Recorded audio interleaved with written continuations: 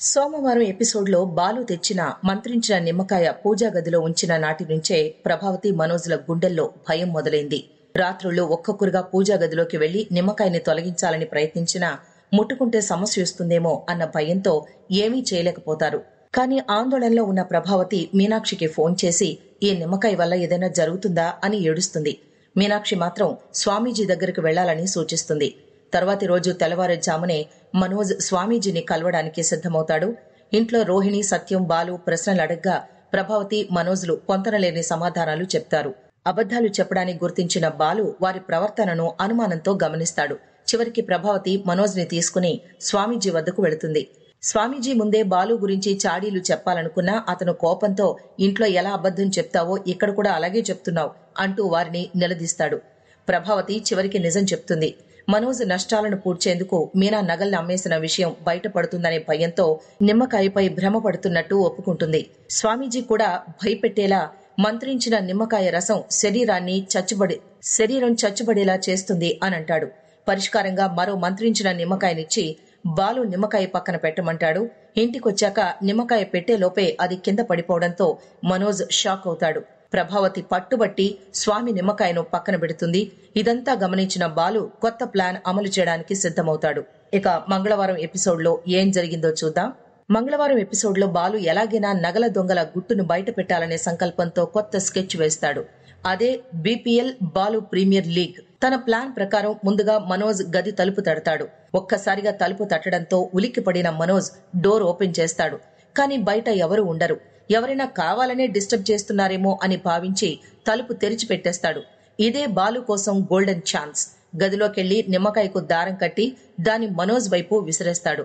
ఆ నిమ్మకాయ మనోజ్ ని వెంబడిస్తూ వస్తున్నట్లు కనిపించడంతో అతను ఆందోళన చెందుతూ బాల్కనీలోకి వెళతాడు.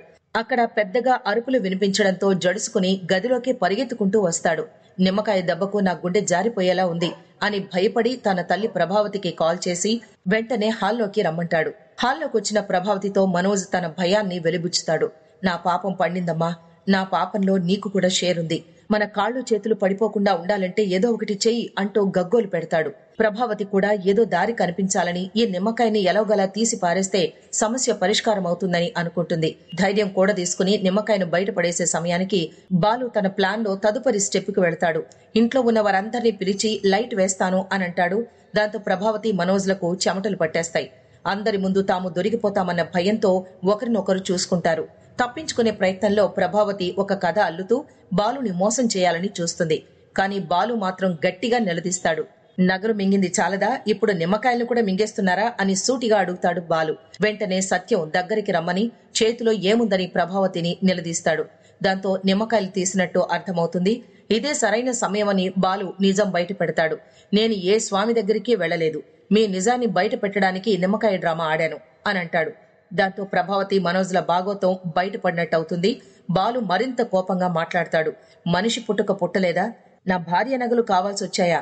ఇప్పటికే 40 లక్షలు మింగావు కదా అంటూ మనోజ్ పై దాడి చేస్తాడు.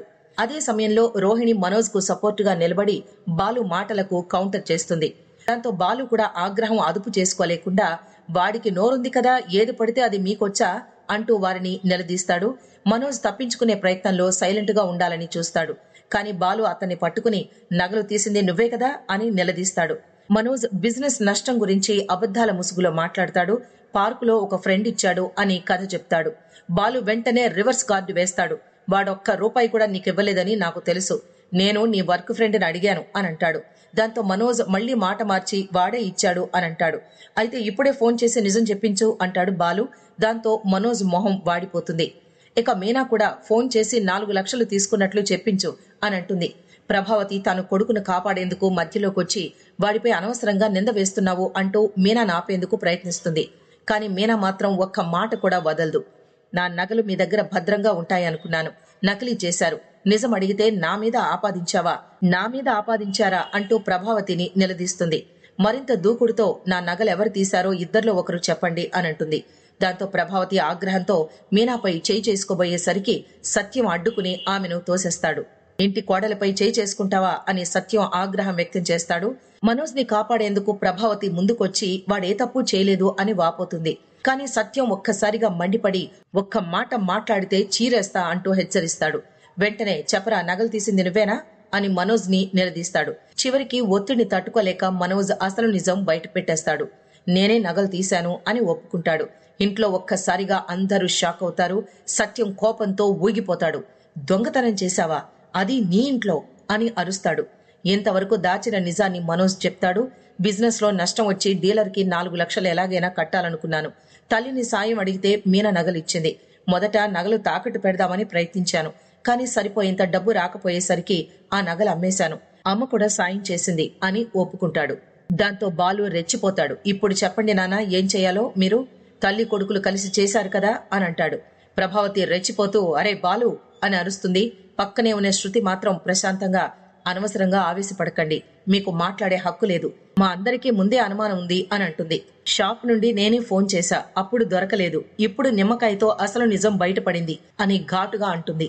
ఈ మాటలతో రోహిణి, ప్రభావతి, మనోజ్ ముఖాలు మాడిపోతాయి. తదుపరి ఎపిసోడ్ లో సత్యం పంచాయతీ పెడతాడు. మీనాకి క్షమాపణ చెప్తేనే ఈ ఇంట్లో ఉండనిస్తాను, లేకపోతే ఇంటి బయటికి పొండి అని వార్నింగ్ ఇస్తాడు. ప్రభావతి మాత్రం ఓర్పు కోల్పోయి ఈ పువ్వులు అమ్ముకునే దానికి నేను క్షమాపణ చెప్పాలా, ఇదంతా బంగారం కోసమే చేశావు కదా అంటూ చేతికున్న గాజు తీసి మీనా ముఖానికి విసిరేస్తుంది. దాంతో బాలు మండిపడతాడు. తల్లని కూడా చూడను అని ప్రభావతిపై తన కోపాన్ని చూపిస్తాడు. అక్కడితో ఎపిసోడ్ పూర్తయింది.